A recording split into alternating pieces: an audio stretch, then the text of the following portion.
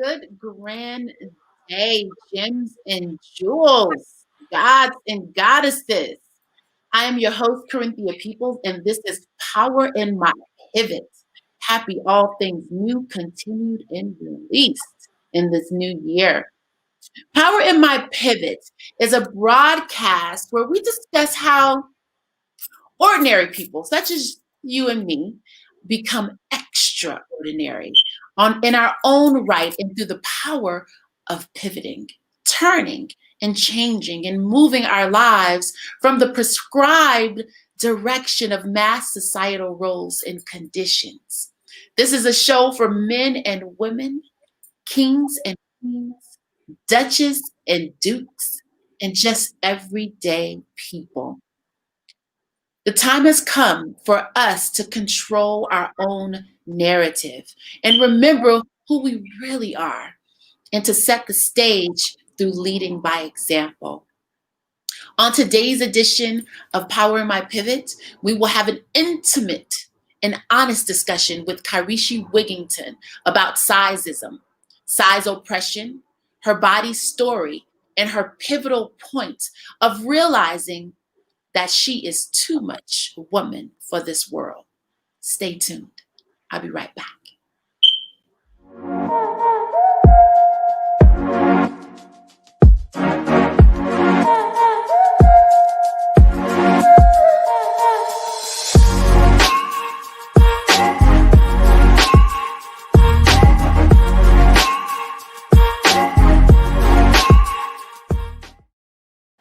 Welcome back. Greetings. Power in My Pivot is a discussion where we unpack the details of our pivot, of our transformation, whether voluntarily, circumstantially, or just out of sheer survival, right?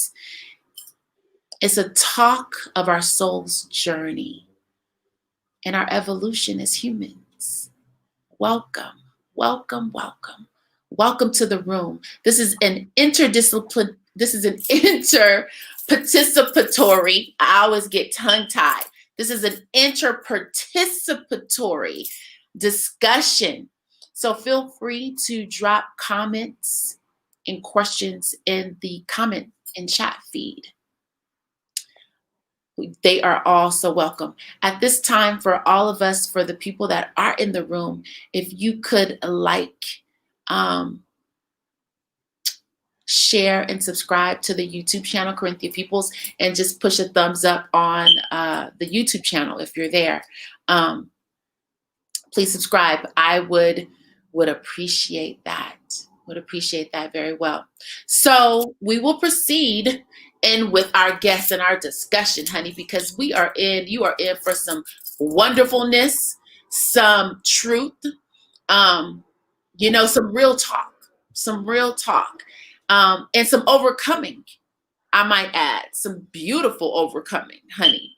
So our guest today is Kharyshi Wiginton. Kharyshi Wiginton is a fierce dancer, choreographer, writer, and spoken word artist. She has her Bachelor's of Arts degree in Theater Arts, Dance from Cal State San Bernardino. And she has her MFA in Creative Inquiry from California Institute of Inaugural Studies. She was the artistic director for Equal Opportunity Productions, where she took 12 youth and 7 mentors to South Africa for a cultural exchange project called Zoo 2. I think I'm saying that right. Sozi 2. In 2012, Kharyshi traveled back to South Africa for Colors of the Diaspora 2, where she performed at the historical Market Theater Lab in Johannesburg, South Africa. Kharyshi has created a one-woman show entitled Too Much Woman for This World, and later spent several years honing her work under the tutelage of master teacher Ayodele Nzinga. Kharyshi has performed her solo show, Too Much Woman for This World, in the 2018's Ubuntu Festival and the International Women's Festival in South Africa. And in 2019, she performed her one woman show at the BAMBD Festival, as well as Iya Home of Burning Souls. More than anything, Kharishi's art seeks to affect change. It tells stories of those rarely mentioned. It empowers the broken spirited. It gives voice to those who cannot speak. And it tackles difficult issues such as self-esteem, body image, and sizeism. Welcome to the room, our guest, Kharyshi Wiginton. Hey, hey, hey. Hey, Kai, how are you? I'm fine. How are you today? Girl, I'm good. You are such a powerhouse. Honey, when I was reading your bio, I was like, dang, this girl has done so much. Thank you. Thank you. Okay, honey. You know, when your mom gave birth to you, you definitely came to do a work, and you've been working. Funny because I never feel like I do enough or I've done enough. You've done a lot. You've done a lot. And you know what's cool about you? What I love about you is that you take people on the journey with you. You know what I'm saying? You'll grab it up, you'll do your piece, but you always bring others with you. Is that by design, or is that something that's just embedded in you? I think that it's both. Like I think I'm collaborative in nature. So I think that there's a piece of that like that where I definitely get inspired by working with others and bouncing ideas off of each other and things like that. But then I also think that it was instilled in me like I was raised celebrating Kwanzaa and like those the values that come along with each of the days. Like I bought into those, right? And I think what I understood in my life, I also grew up in a rites of passage organization, and our ideology was I am because we are because I am. That each one teach one, each one reach one. That it takes a village, and so for me, that those concepts are very much alive in my mind, and like none of this matters if it's just Kharyshi. Like I think as a Black woman, as an African in this country in America, there's no point in this life if I'm only looking out for self. Like we're communal, you know what I mean? Like so. Yeah. So I think that all of those, that the parts of me that are innate to me, and the things that have been instilled in me, are what you get to see when I do work, whatever it is.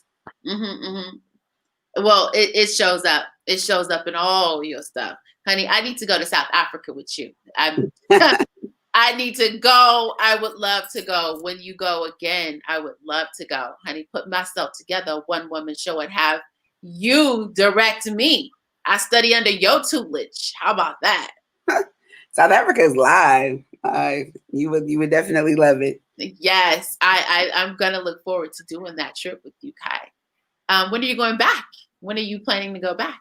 I need to do one more youth trip whenever it's safe to travel again, and then I'm going to start shifting to either just women and girls work with 18 to 25-year-olds, or really what I've been thinking about with my friends over there. They're artists as well, and so I've really been thinking about like how do we do transformative education workshops, experiences for them, and using art as a medium, like creativity as a medium, to transform the lives of Black folks in the world, and taking adults to do those workshops. So that's some of what I've been playing around with. Yeah, that is much needed work. It's absolutely much needed work. So let's unpack some of the work that you've been doing around Too Much Woman for This World, honey. Okay. I love the title, Too Much Woman for This World. And you know, it's I get it, because you know, I really do. I get it, because as women that are of size, of body, of fullness, which I think is absolutely beautiful. I think it would be so boring for everybody to look the same, right? I like the fact that I could see, one woman who's straight, and then another woman who's like round, and then another woman who's like a bottle, and another an apple and a pear. I like to see all the different shapes represented in the world, but for some reason, everybody want to be skinny. I don't get it. So for those who don't know, sizeism is defined. I want to define sizeism, Kharyshi, because some people kind of like, well, what is that? I want to just kind of grab the Google version of sizeism. Sizeism is defined as prejudice or discrimination on the grounds of a person's size or weight. So, Kai, that's the Google definition: discrimination of a person's size or weight. So, Kharyshi, doing your podcast, Too Much Woman for This World, you discuss the pain of being rejected due to sizeism. When did sizeism become your pain and food become your pleasure? Because we all love food. So a couple of things. One, it's interesting that there's a definition on Google now, because I remember when people weren't even using the term sizeism, right? When I first started this work, you couldn't find a definition for sizeism, right? And I would take Google's definition a step forward, further, and that ism that we attach to the end of it is an institutional piece, right? So it's not just a prejudice where we personally have views, or discrimination where anybody can discriminate, but it's actually embedded in the institutions, right? So one of the ways that you can see it showing up is with like the airline, right? One of the things I talk about in my show is I have this long piece, and I think one of the last pieces is around Southwest Airlines, and I say they hate my body, and I talk about like being stacked in like cargo, right? Like sardines. And that there's this one size fits all attitude around furniture, around bathroom stalls, around space, that in order for me usually to feel comfortable in a bathroom stall, it has to be the disabled bathroom, right? Because otherwise there's this belief that there's a standard, and then anything out of that standard is like problematic or not the norm, right? That's true. Really highlight that it's an institutional thing. One of the greatest ways that an institution attacks us is through the medical field, right? Because there's an assumption that because you're big, you're unhealthy, right? Yeah. And if you're small, you're healthy. I just want to own that, because it's not just like what my mom or my family did or what my friends or people in the world have done, that it's also like how it impacts how I'm able to move through the world and what I can and cannot do and all of those things, right? Yeah. And so then from there, you're asking me like, when did it become my pain and food my pleasure? In that long piece that I was talking about in my show, it's called the Enough poem, right? And in my show, I do two things. I play around with two terms. So one, too much, and the word enough. And so what I found in my when I started this journey is the word enough is actually an ancient Sanskrit word, and it means to be. It's a state of being, right? So being who you authentically are right now in this moment, you are practicing what it means to be enough. But in English and in this country, what we've done is we've changed enough as a place. It's kind of a destination, right? It's something that you have to achieve, right? So we are constantly made to feel like we are not in our own selves enough. If you don't have a husband, you're not enough. If you don't have babies, you're not enough. If you're not light enough, tall enough, skinny enough, like all these things, you're not enough. When actually just being yourself is enough. So I play with the idea of being too much and not enough, right? And saying that like, as long as I'm too much, I'll never be enough. Because those are the messages I've received in my life, right? Let's say that again. That was a gem drop. As long as you are too much, you will never be enough. Yes. Oh, we got to put that in the chat. That's a gem drop. That's a gem drop. Okay, I'm listening. All right. Wait, say that one more time. As long as you're too much, you will never be enough. Okay. And let me know if you want me to do a piece or two, because I also got some poems from the show I can share. I do. I want you to share a poem at the end. Okay, cool. At the end of our questioning, yes, please, we would love for you to share a poem. So as long as you are too much, you will never be enough. No. Oh, I have to add that to the chat, baby. I had to add that to the chat. That's a gem drop. So, okay, you want to add? Yeah, so I just want to finish this real quick and say that, like, so in my life, I've always been told that I was fat. There's never a point in my life when I wasn't. And so when you're talking about like the pain and the messaging and all of the things that come with being a little fat girl, that I don't remember a time when that didn't exist in my life. Even with clothing, right? And clothing is another way that the institution, when we're talking about that ism. Yeah. When we're talking about the cut, right? Like what models do they use to cut our clothes? And those models usually are not a variety of bodies, right? Right. So that, but the last thing I'll say is in my show, in that one piece, Enough, I start off with my father, and when I was going back and trying to figure out what are the roots of my relationship with food, my relationship with my body, like where did it really begin? And the thing that I honed in on was my relationship with my father, and my father leaving, and the gap that it put in my life, right? And I followed it up with this piece where I'm talking about, I remember the moment that food wasn't just food, it was more. My invisible best friend, right? And what I say in that piece is like, what I realized is that on a subconscious level is that food was the thing I could take my emotions to. Food was the place I could go when I couldn't talk about the fact that I was hurting and my father wasn't there, and I felt weird and different, and like parts of me were missing. And food could fill me up when I was full, when I was empty with pain, right? And when I was engaging food, it no longer mattered that I was in this kind of pain. But so those are some of the things that I broke down to my earliest relationships with food. Yeah.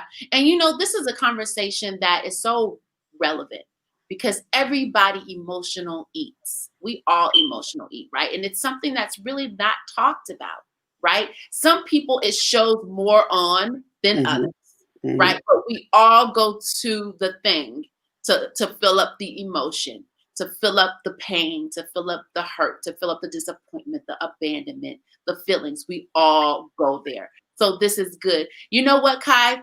I was doing a little research around sizeism, right? Because I was good. I knew I was going to have you on the show, and I wanted to really kind of feel like what's America doing? What is America saying? Because as a woman of color, Black woman of color, I know my journey, of being a full-size woman, and I am a full-size woman. So I kind of just work with my journey, right? I don't even really worry about what other people have to say because they're not really reflecting me and my journey. They're reflecting a study, and most studies don't study the African American. So, but I found an article that was quite interesting, and I want you to speak on it. I found an article at the BBC. The BBC wrote an article entitled "Parental Failure Over Child Obesity is Neglect." I'm going to say it again. Parental failure over child obesity is neglect. So this article was placing parents at the center of their children's weight. How did your home life influence your weight and your body image? So it's interesting because I think that there are moments of truth in what they're saying, but I think that that's a short-sighted view, right? Like I think it's a very Western white frame for the issue, right? What I will say, I think that things need to be put in context. So when you're talking about like obesity, especially the way that obesity exists on the planet, but really honing it, like really narrowing it down to like the US, we're talking about an industry around food and body and really body oppression, and that there are major industries that are making money off of processed food. So I take kids to South Africa, right? And one Yeah. of the things that they always note is that the junk food doesn't taste the same as it does here. Like the junk food tastes healthier there, right? It's not They, as much sugar. huh? It's Yes. not as much sugar. There's not as much sugar, there's not as much dye, there's not as much junk, right? Artificial The color. preservatives, right? Mm-hmm. So even if you eat like KFC over there, there's KFC in South Africa, there's KFC here, right? Okay. But even something like KFC or Domino's or whatever doesn't taste the same as it does here. They don't have the same, it's not prepared in the same way. Mm-hmm. We're not talking about like how I was just talking to my friend the other day, Jennifer Johnson. She was saying how like they subsidize things, and what they do is they take something like corn, which we know is in everything. Like it's not just high fructose corn syrup. Like the vegetables, our vegetables in the ground, are the soil has corn in it, right? The animals are eating corn. Like then the processed food has corn in. Like there's all of these different. The sugar has corn, or is corn, right? There's all the, and corn is a starch. So when you're talking about corn, like that, everything we eat in some way is connected to corn, and then we ingest that. Starch makes your body, like if you have too much starch, it's going to make your body big, right? Mm-hmm. So there are real like industry things in it, like not our food. Like they literally strip the health and the wellness out of food and feed it to us, and then when we become too big, there's another industry that's like the weight loss industry, right? Yep. So, you literally can sit down and watch TV and you'll see McDonald's commercials and Jenny Craig commercials, Burger King commercials, and like Weight Watchers commercials, right? Like it's a cycle around them making money around on our bodies, right? Mm-hmm. And Mm-hmm. what they're doing to our bodies. And so I Mm-hmm. think that needs to be, there needs to be context in that there are industries that are based on, and then medicine, right? So Yeah. then Pharmaceuticals. Yeah. yeah, you get diabetes and we'll give you more medicine. Now we're making money this way Yep. from the food and the cycle that you've been on. And now we're making money a different way from the harm that we have really created on your body, right? Mm-hmm. And they've shifted, they've shifted society in a way where people are like in the motion of like, I'm working, I'm busy, so now I got to get fast food, like, Yeah. and Don't have time to make yourself food. With this COVID, we're not getting out. People got they're calling it COVID weight. So yeah, and then and then you got a mask on. So you're not breathing in fresh air, you're breathing back in your own carbon dioxide. So the medical industry is just waiting for this thing to pop off to see how they gonna make some money. Yeah, so you're saying that you in sizeism, the industry is almost like it feeds on the person, the revolving door of food, obesity, health care, medication. They want you to be this revolving door of basically money. That's Money, exactly money, that money. is exactly what it is. And the problem is some people's bodies, you see it different. You see more with some people's bodies than others, right? And that's not to say that skinny people don't have those issues. It just means that their bodies are skinny, right? Yeah. And then the last thing I'll say about this is in my own show, I wanted to give context. So I talk about my mom, I talk about my grandmother, my uncle, my stepfather, and all the messages I received from my family around my body. And I wanted to put it in a greater context. So at the end of the show, I talk about like what it must have been like to be a little Black girl who was a descendant of slaves and whose parents were sharecroppers, and all the pain, all the hurt, all the stuff, right? That we can't, all the internalized pain, the generational junk that we're holding on to, that then created me, right? Those are the people who created me. And so showing that their pain comes from someplace. Mm-hmm. I say my family is addicted to alcohol, drugs, and food, right? Mm-hmm. Almost, and maybe drugs is the least, but definitely alcohol and food. Mm-hmm. And everybody has alcohol and food issues. The question is, who does it show up with the most, right? And I wanted to be able to say that. And in terms of my mom, so this is the place where like parents are problematic, and really it's because they don't know. So to indict a parent it's not fair. Nobody's teaching them how to parent, right? And so that I think that article is short sighted because what it's not saying is that nobody's teaching them how to parent and what health looks like even for themselves in terms of food, let alone for their children. And then they're inundated in this larger this social system that is then encouraging bad habits. My mom was she was obsessed with food. And so we had all kind of food. We had all the cookies, all the cakes, all the Twinkies and Hostess stuff, all the ice cream, like different ice creams and popsicles and all those things. And then she would be like, but you need to go on a diet. But she would have these things in the house. And they would, and just to put this in context, we're talking about you're moving into how parenting plays influence weight and body image. Got it. Let's bring it. Yes. Let's unpack. So I was telling my therapist this yesterday. It's so funny because I was like, I said my mom so I remember I was like 12 or 13 and she was always putting me on a diet, right? And really it was from her own stuff because in her family, she was a little fat girl. And so now I'm the little fat girl and she doesn't want me to experience all this pain or whatever. So how can I help you? So she was always putting me on a diet.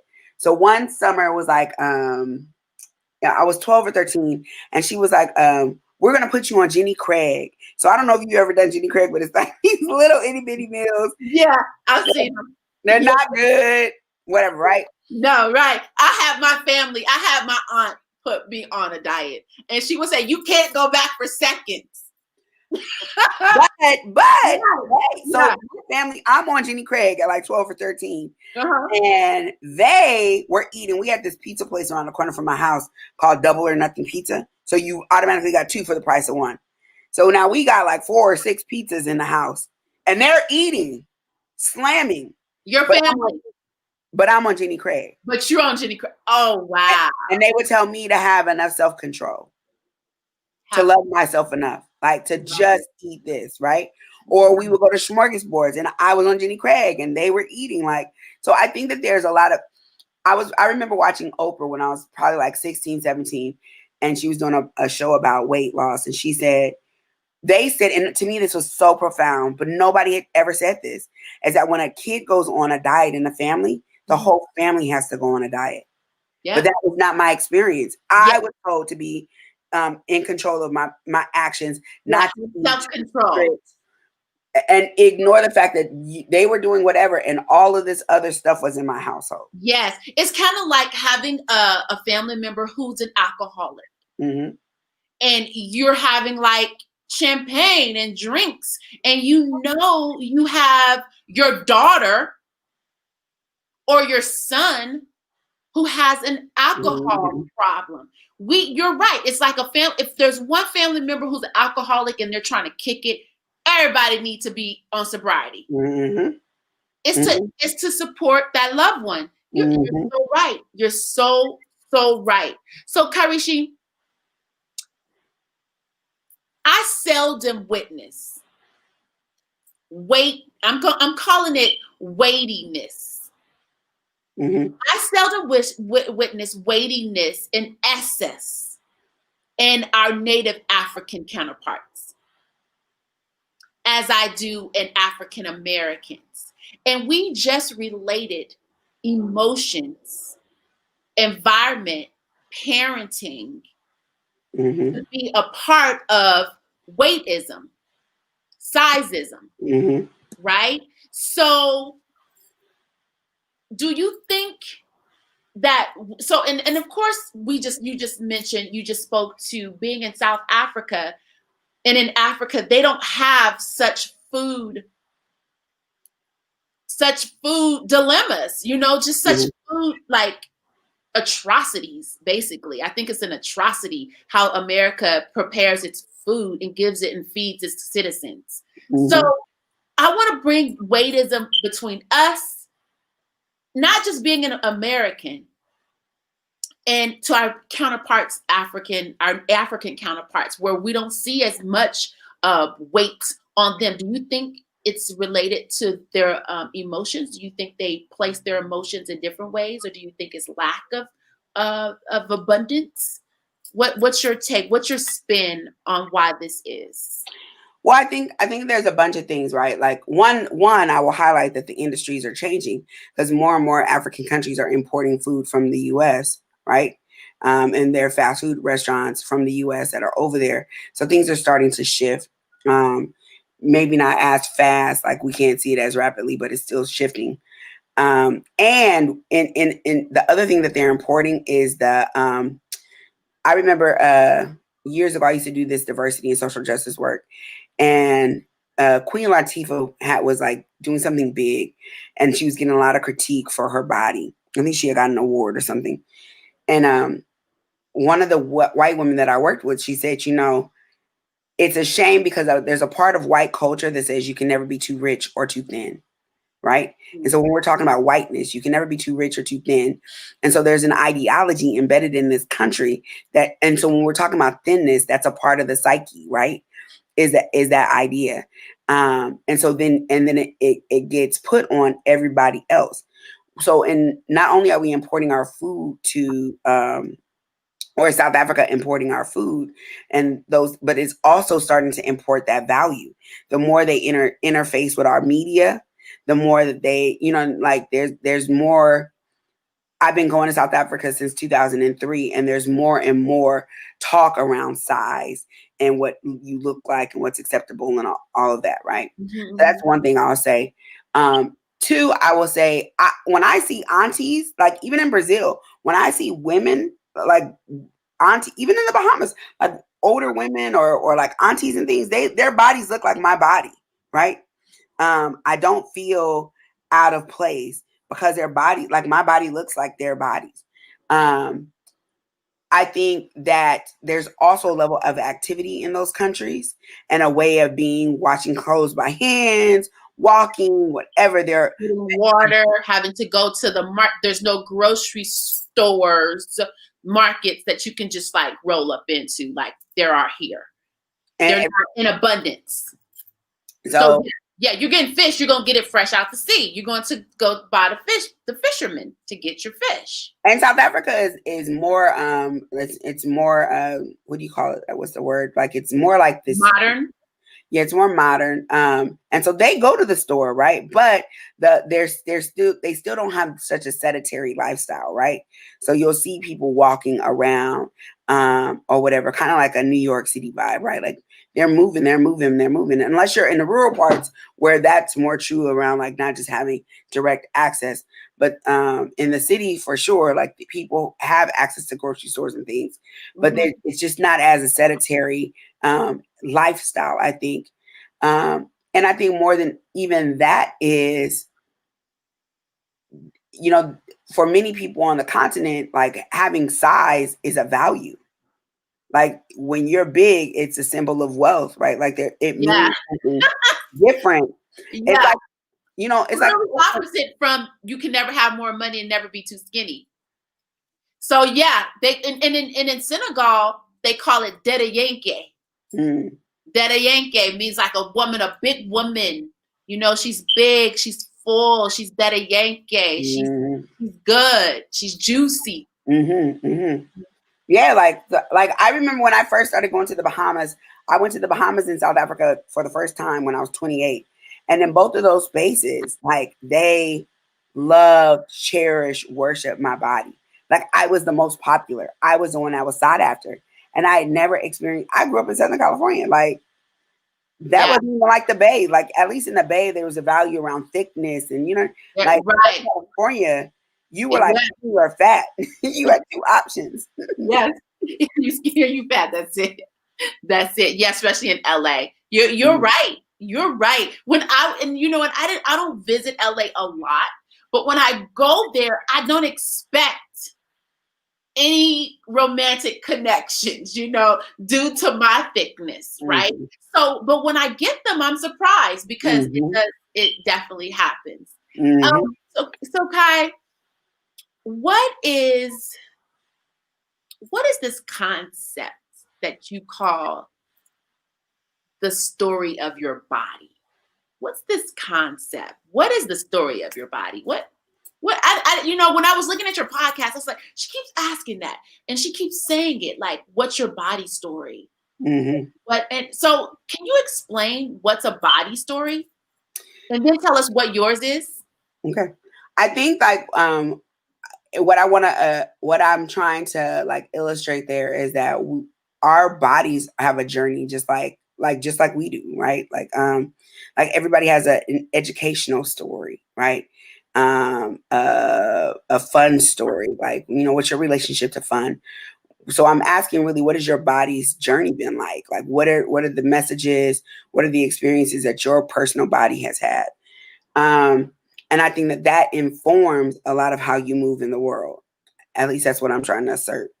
Mhm, Um, my relationship, my body story is one that is complicated. My body has been a very traditionally has been a very physical body, right? I've always played sports. I've always danced. I myself never felt like my body was limited. I did gymnastics. Um, like to me, whatever I wanted to do, my body was going to help me do, right? mhm, mhm, Um, but also like that was kind of like juxtaposed. It was like it was hitting up against society's story of my body, right? mhm, mhm, So I liked my body and I felt good, and if I felt like it did what it needed to do or whatever, I was constantly told that it wasn't good enough, that I needed to lose. I was too fat. Um, I remember doing gymnastics and really loving it and really getting into it. And I might have really wanted to be a gymnast, but I was big. And I remember like they wouldn't let me do the uneven bars because they said I was too heavy to do the uneven bars. So I could only do the floor and the balance beam and the vault. Um, and so like there were these ways that like I was always put like aside. mhm. Dance You were classes, limited. You were limited yeah. based on sizeism, on how society saw size. Yes, but not in what my actual body could do, right? I'm Right, big, I get in right. the Because water. your actual body could do many things. One of the things that I love is I always get tickled because like when I perform and I really want to, and you probably seen this on my page, like when I really want to shock people, I do the splits. And I that's so funny to me because in people's minds, if you're fat, you You can't cannot do do a split. split. But You can't even touch your toes. They think if you're thick, you can't touch your toes. You can't move. Yeah. but when in all actuality, like being flexible has nothing to do with weight. Like Thank you. I'm flexible. I've been able to do the split since I was probably like 6 years old. Mhm. Like I can do things. People would when I would dance, they would always get like mesmerized by how I danced. And again, because the assumption is when we think about stories of bodies, big bodies are not assumed to be able to be athletic, aren't assumed to be able to dance and to move well, right? And Big so bodies. Exactly. and so So my when you see it, go ahead. Go ahead. so my body, my body story is the those two things converging. It's like my body could do and what I knew it could do and what I wanted it to do, connected to the ways that people saw and the ways that they tried to like stop and limit my stuff, my body. Yeah, yeah. So, we met on the dance floor. We Mm-hmm. met doing West African dance in Oakland, California, and we were both dancers. And I can recall so many people over years of dancing after a dance class would say, Mm-hmm. "You're so much fun to watch," Mm-hmm. especially the white women. Um, Mm-hmm. so much fun to watch. And you don't know how to take that, but it's kind of a compliment because they're saying it with affection, with a jubal Mm-hmm. affection. So I think they're saying you're fun to watch because I wouldn't have ever thought that you could move like that. That's Mm-hmm. basically what they're saying. Mm-hmm. And especially because they aren't as free. And you have it both ways, right? Like they're not as free as we are. And then you have it where they have been told that they should be good and that they should be free and they should be all those things and we should not be. So I think some people are like have adoration for it and admire you, but some people are like haters because they're like, wait, you're not supposed to be the one. I'm supposed to be the one. Kind of like a pretty girl Yeah. where, Or a light skin girl. yeah, right. Like, wait a second, this is supposed to be me. It's not supposed to be you, right? Right. Um, Right. but I think also I remember posing for a life drawing class my first time, and those artists being like, thank you so much for coming. We're so excited to draw you. And they're like, you have so much. Like your canvas is a lot. It, Yeah. it provides variety. Yeah. It provides interesting, right?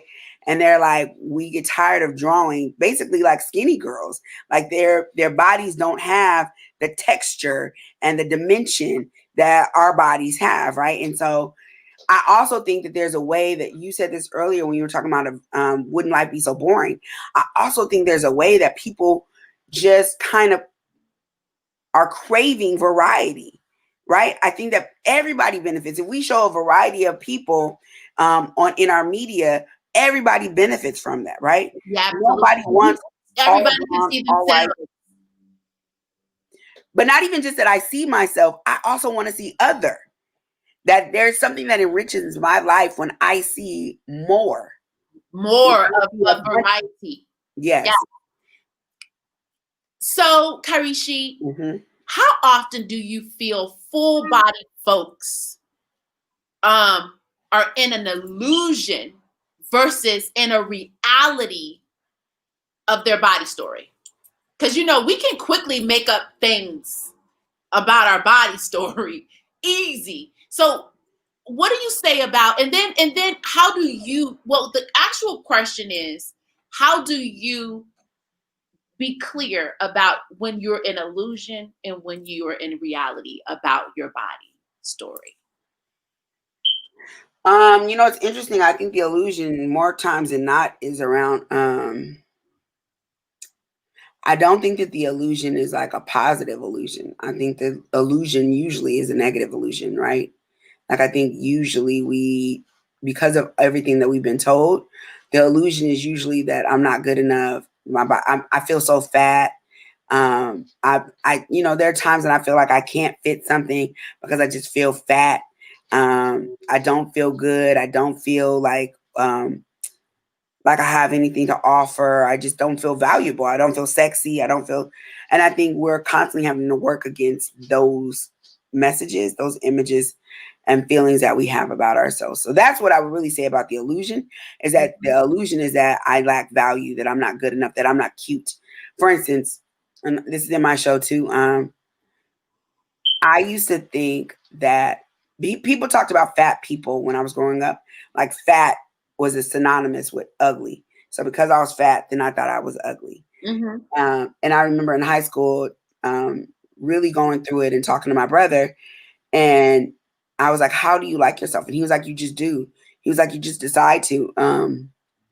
He's like, the brain is easy, and if you tell your brain something over and over again, it'll latch onto it, right?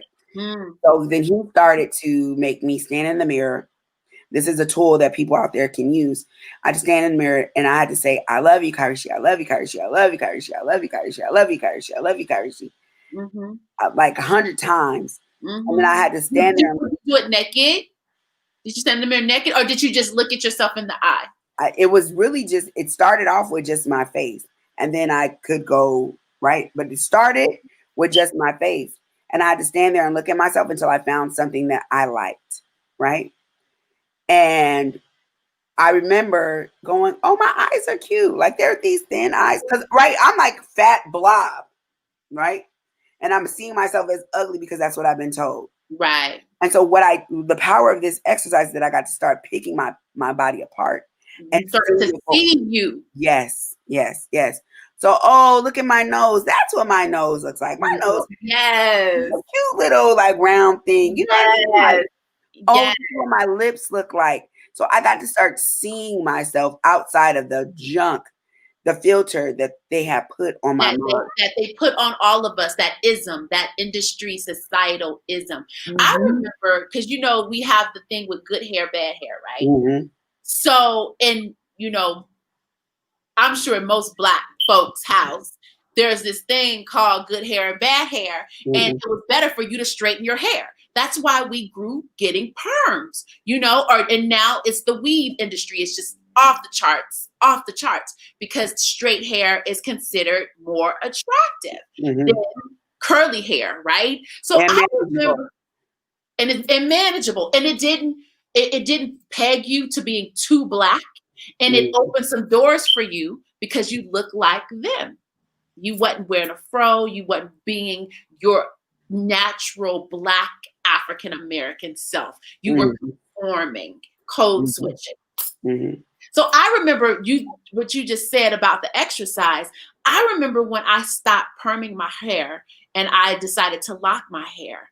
And I was in the mirror and I was doing the same thing that you was doing. And I said, "Oh my God, look at my curls. Mm-hmm. They're so beautiful." Like, I actually, for that point, saw my hair.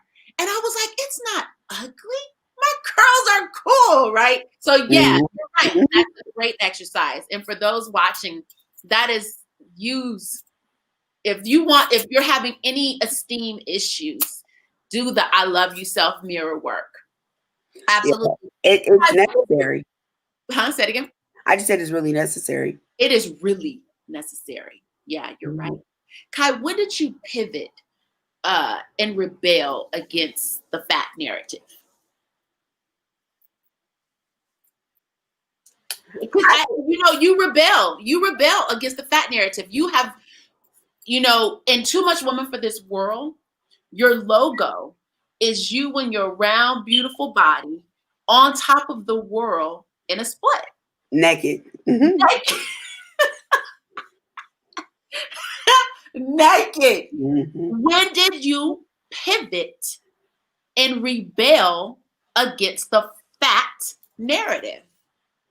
I don't know that there was a moment that I've pivoted. I think I've always lived in resistance to the box. Like, I think, I'm an Aries, I'm a wild woman. Like, I think it's just in me to not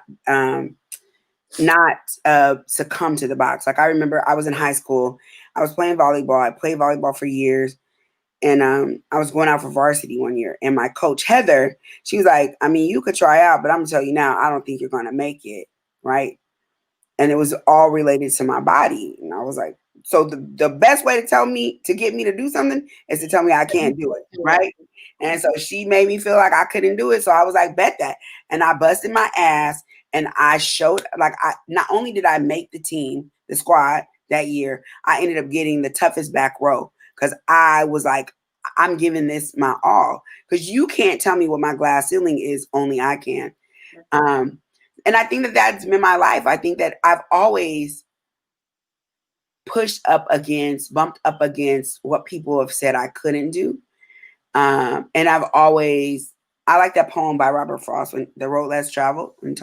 He says, but I chose the road less traveled by, and that has made all the difference. I think that is who I am. Like, I want to do what feels good for me. That is not the beaten path. That is not status quo. That is not. I like being original, and I also like living. And I tell people, my saving grace is that I love doing things more than I hated my body. So I love. One of the I get that. I get that. This is a key pivot for me. And I think there have been a bunch of these, right? But a key pivot for me, I was in college and I used to take classes, like sports classes, because I don't like going to the gym. So that was my exercise. But I'll go to a class, right? And I'll do things. I like accountability. I don't want to get in trouble, so I would do that. So I was taking this swimming class, and I remember my teacher Janice being like, "Kyrie, it's lap swim, right? So you go back and forth, and you're trying to get your time down." And she's like, "Kharyshi, you can't keep wearing this t-shirt. It's getting in the way, right? Like, it's slowing you down." But fat girls, you go to the pool, you put a t-shirt on. Like that's what happens. Like Right. you've been told like that's what You put a t-shirt on over the swimsuit. don't nobody want to see all them rolls, right? So I'm in college. I'm going to swim. You I put a put a t-shirt t-shirt. on. So Janice, but now Janice is like, this is not working, right? Yeah. So I remember this moment so clearly in my college dorm room, getting ready to go to class, and I'm put my bathing suit on, and I was about to put the t-shirt on. Oh, excuse me. And I remember her going, I remember her in my head, and I remember thinking, what am I going to do? Because you wear a t-shirt. And I just remember saying, like, they know I'm fat. I know I'm fat.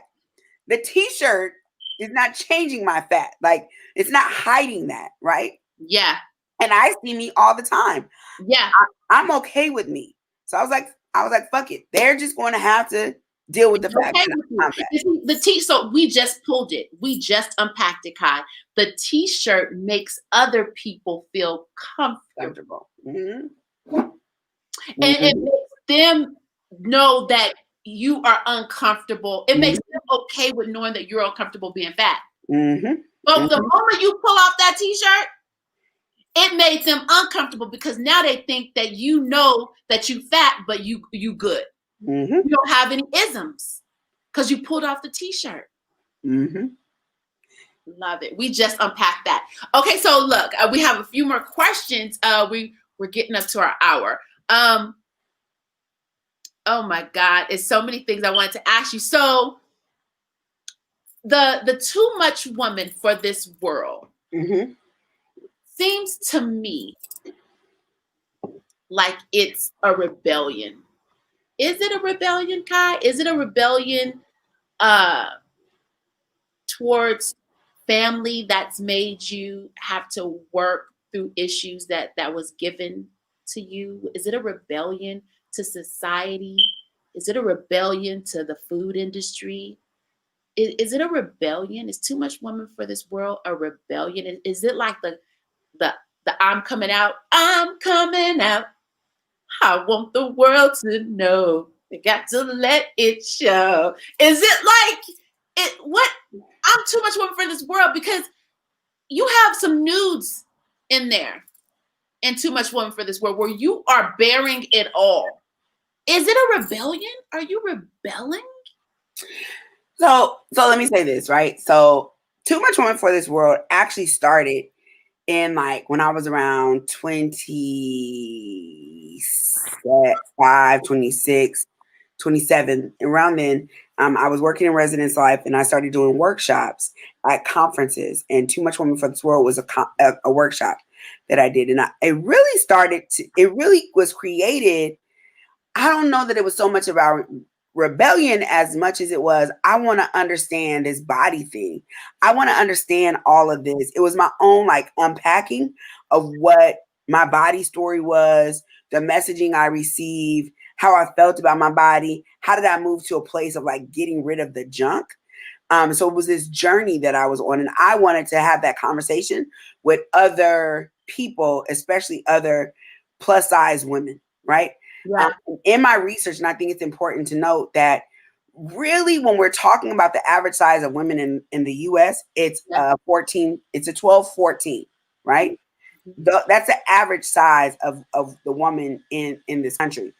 And it used to be, if you think back to like Marilyn Monroe and old TV stars and movie stars, they were bigger body women, right?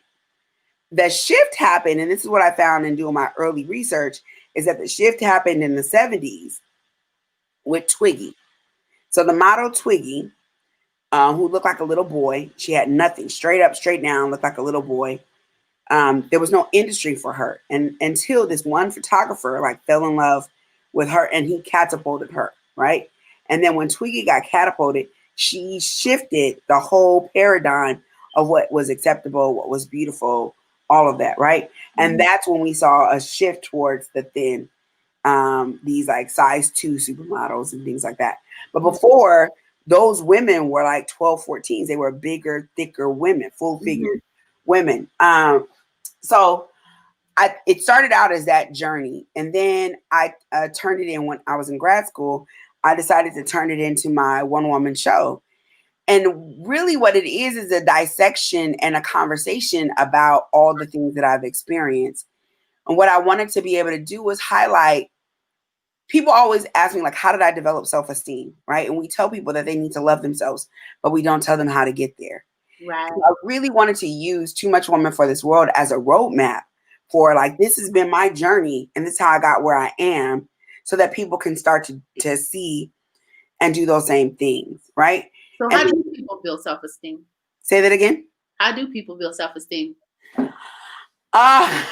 Brick by brick. I think, part of it is you have to really, part of it is what my brother said, and that you got to decide, right? You have to decide that you love yourself and you want to love yourself and you're worthy. I think you got to do a ton of exercises. So affirmation work has been huge for me in my life. I'm about to start a new affirmation practice.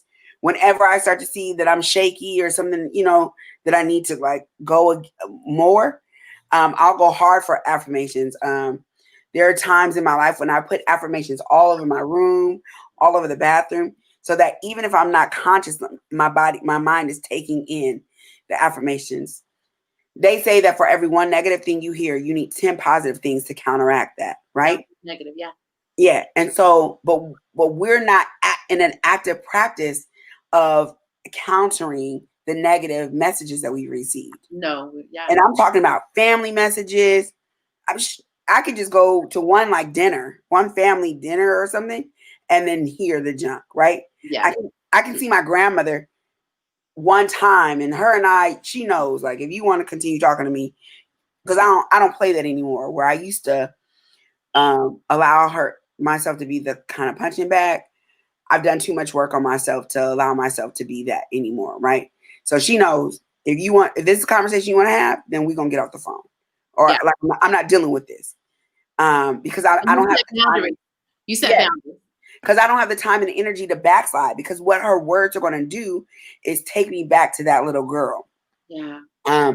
So I firmly believe in affirmation work. I think writing my show, even I told you I was talking to my therapist yesterday, and we were honing in on my issues around worth, and I started talking about my show, and the messages. Every time I hear I perform it, I hear how many times my family attached having a man to losing weight. And that's in my brain. Like, there's all this undoing that I have to do. It's a gym drop. Yeah. Having a man to losing weight. Oh my God. That is a gym drop. Yes. Yes.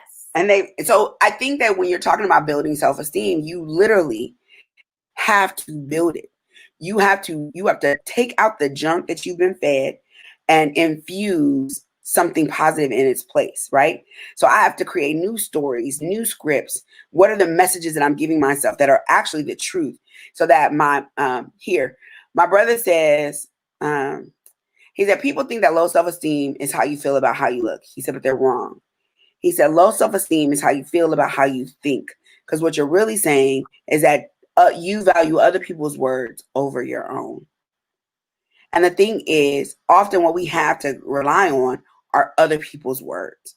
And so when we're talking about doing the nitty gritty work of building your self-esteem, you have to literally take out their words and replace them with scripts and words that are affirming of you.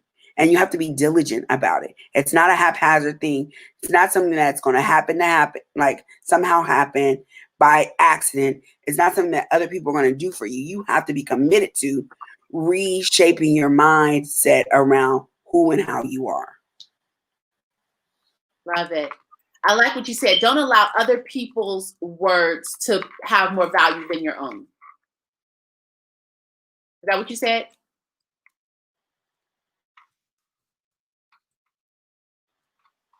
Corinthia, what'd you say? Yeah, you froze. You said, don't allow other people's words to have more value than your own. Mm-hmm. That's a gem drop. I'm putting it in the chat. Okay.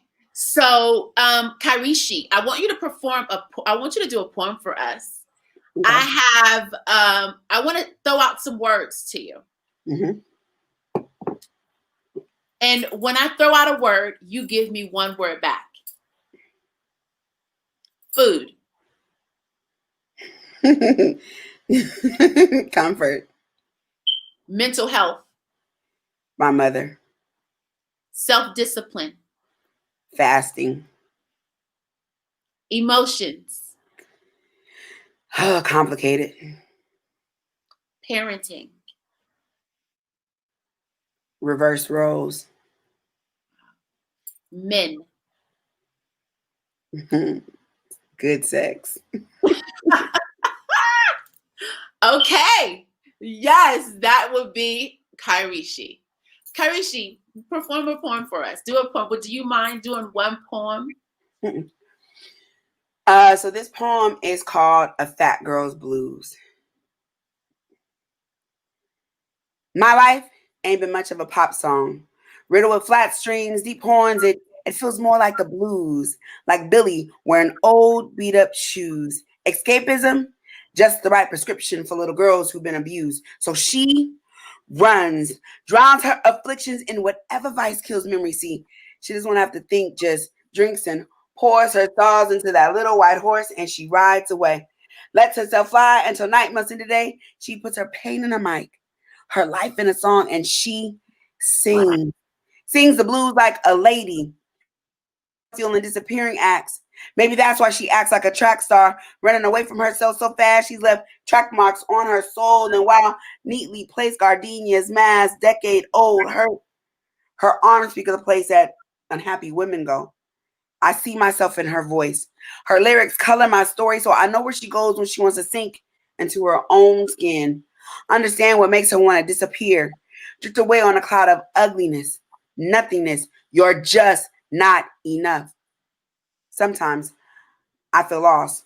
Feel like the cost of being fat is too high. Life is just a little too hard. Trapped in a prison of melancholy, searching for happiness, wishing I was skinny. So I stray. Try to lose myself to avoid the ache instead of drugs. I hide behind food. Lock myself in a coma trying to get away. Heroin was Billy's drug of choice, but chocolate is my escape. Well, chocolate, ice cream, chips, any other form of junk I can get. See, food gives me a comfort that no one can touch. The kind of fix that makes me feel normal when everyone says I'm too much. Overwhelmed with pain, I feel like a fiend, like I'm strung out on shame, and I just can't seem to break free of this shape. And while most days it feels like betrayal, my body is often the one place I feel safe. I'm heavy, bogged down with inadequacy, a story without hope, broken spirit rambling like a guitar slide through sorrow. And the more I hurt, the more I eat, locked inside everyone's perceptions of me. I can't believe there is something on the other side like sweetness, love nestled in sound. Feel more like unwanted confusion than a beautiful possibility. Craziness stuffed inside notes without range, 12 bar bitterness wrapped in struggle. I have forgotten what promise feels like, so I cling to the sadness in her tone as she sings the blues like a lady. Her saws into that little white horse, and she rides away. Lets herself fly until night melts into day, because somewhere along the way, she never felt good enough for this world. Broken hearted little girl, all grown up. I I know where she goes.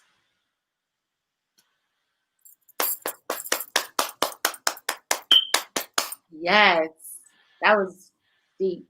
That was very powerful. I always love your poetry. Thank you, thank you, thank you. Absolutely. Kharyshi, where can people find you? So you What? can find me on my Instagram at too much woman for this world, the number two much woman, the number four this world. Yes. So let's go to the stream, Kai, and see if there's questions. At this time, you guys know that this is an inter-participatory discussion, and please, if there's any questions for Kharyshi, if you have any questions or any comment, go ahead and drop it in the chat at this time. Let's go over to the chat. It's been blowing up a little bit. I'm gonna go from the bottom to the top. Carla Lovett, she says, Snaps, snaps, snaps. L, soul, wellness. Yes, I love you, Kharyshi, she says. Thank you. L also says, yes, yes, yes. Still have some unpacking to do around those ideas of my life attached to my weight. Mm-hmm.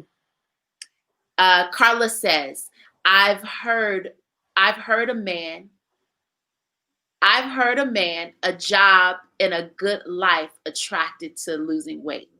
Mm-hmm. Mm-hmm. A man, a good life attracted to weight. Yes. Mine was career. Mine was being. My stepfather told me I couldn't be famous as long as I was fat. Yeah. In terms of my art. In terms of your art. Yeah. And I overheard my aunt on the phone with someone when I was in my 20s. And she said she was telling someone on the phone, whoever she was talking to, that I would never get a man because of my weight, because I was too thick. That's not like it's not to be taken lightly, right? It sounds like it's just a conversation, but the thing is, and what I say in my show, I talk about this story about my uncle Jimmy and how that played out, and I say, but the thing is, Jimmy's the man in my life. Like, he's not just my uncle, he's the man in my life. And deep down inside, in places I don't want to, I actually believe him. So when you hear your aunt say that, or when I've heard that in my life, like, it attaches to my belief about self. So really, when I start analyzing my relationships with men, a lot of that is wrapped up in the idea that I'm not good enough anyway. In fact, a man can love me. I can have a man, we can have amazing sex, and let him reject me, and the very first place I go to is You're not. Yeah, you need to lose even weight. though last week he loved this, right now I'm too fat. Right. Carla says, hi, Kharyshi, you look amazing, girl. Coming to that. Wait, I cannot just show this. Let me just show it. There we go. Can you see it? Come to that epiphany that I am beautiful is a wonderful moment. I became less fearless at that moment. Yeah, definitely. Definitely. Because then you get power in that, right? Like, you stop allowing people to have control over you, and you start giving yourself permission. Mm-hmm. Also, wellness, she says, yes, rebel against the fat narrative. I love that. One of the things, and when you were asking me about like too much woman being a rebellion, so after I had my one woman show, I started the Instagram in 2018, and that was really to be in conversation with really other women about this, right? And letting women know that you don't have to, like, you can lose weight if you want to. Like, I'm not trying to control anybody's body, but the business of loving yourself and accepting yourself should not start when you become less, when you start losing weight. Like, for me, I have to love me today as is right now, scars and all, flaws and all. Yeah. And if I'm going to love myself, then there's no magic prescription, right? Yeah. So you just take your junk as a fat girl and transfer it to all this junk as a skinny girl. Yeah. And still not love yourself. And it's continuous, right? So that whole affirming and feeling good about yourself, it's not a destination. It's a journey. It's a journey that's got to keep getting gassed. Got to keep getting gas. You got to keep filling yourself up with gas to continue your journey of self-love. So it doesn't stop. It doesn't end. Yes. Kharyshi, this was so rich. This was so rich and so good. I'm so glad you agreed to come on the show. Thank you for joining. Thank you for having me. Next time we got to talk about getting older, right? Like gray hairs and your eyebrows and on your coochie and like that kind of stuff. Because the self-love, like when you talk about it continuing, there's all these layers of having to continue to love yourself. Yeah, I guess so, huh? Because our generation is going into our 50s. We are moving slowly into our 50s. So yeah, that will be a great conversation. And I think I would have it with a few of us, maybe two other sisters. That would be awesome to have to talk about going into our 50s, what that feels like, what that looks like, what our expectation. Let's unpack some of that. Next show, we're doing it. We're doing it. Hey, Kai, hang behind, hang backstage for me. I'm going to close out the show, and I want to say goodbye to you before you go. But All thank right. you so much again for being on the show. Thank you. Thank you. Thank you, everybody. Wow. So rich. So rich.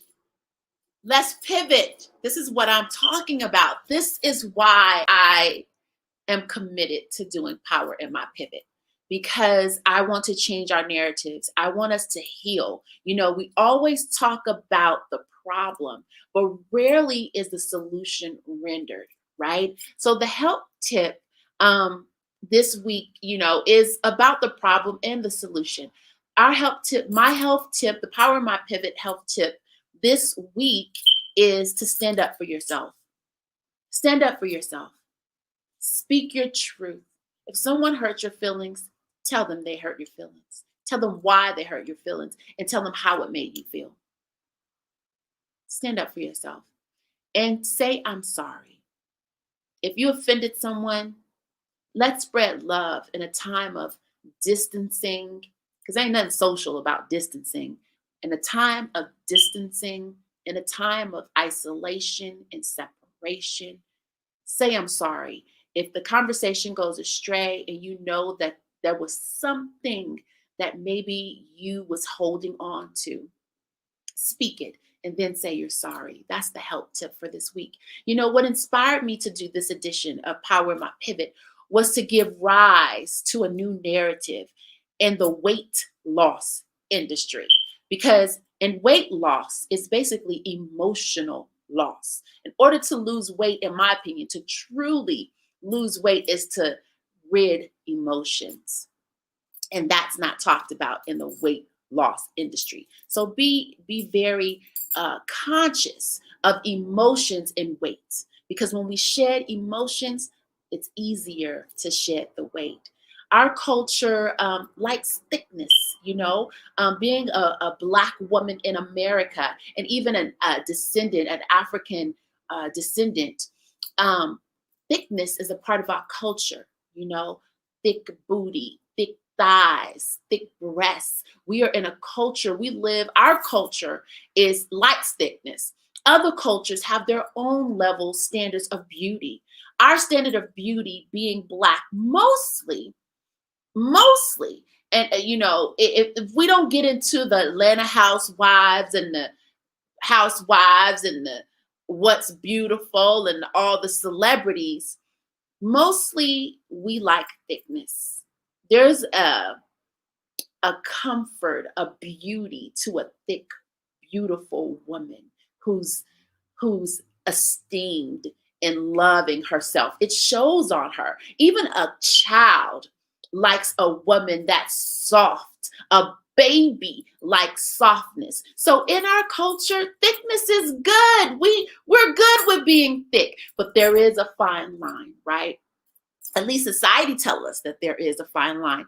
Kharyshi coined it very well when she talked about the isms, and she created the IMS to the society and the industry that we live.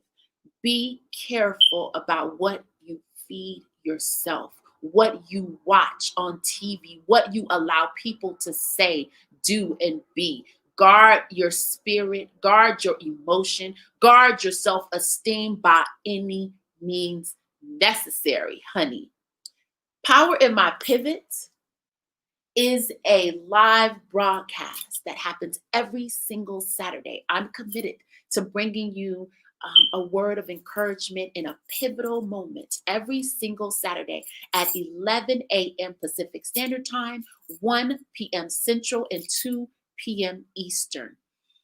Kings and queens, let's pivot from basic to bona fide, baby. And always, always remember that nobody is better than you, and you're no better than nobody else. Said to me by a wise man, my grandfather. Until next time, always remember there is power in your pivots. See you next week.